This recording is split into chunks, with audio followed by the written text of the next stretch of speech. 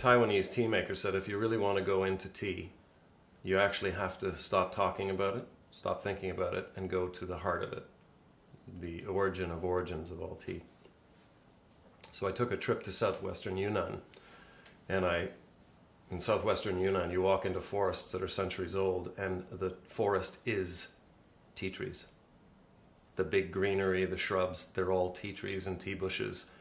Not cultivated, they grow wild and gnarly like a bizarre orchard. And for them, tea is a fuel.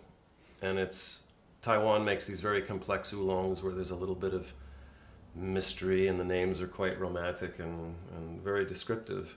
In southwestern Yunnan, tea is more of a panacea and a fuel and a foodstuff. Very simple. And yet some of the most coveted teas in the world come from that zone.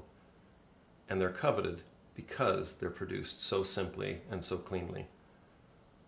And so that world of southern Yunnan, they almost have an animistic reverence for not simply the tea plant, but all things natural. So the education was detailed in Taiwan and intricate and linguistic, and in southwestern Yunnan it was very, very much a thing of simplicity. There wasn't so much language, there wasn't so many flowery conversations about the leaf. There was definitely that good feeling again.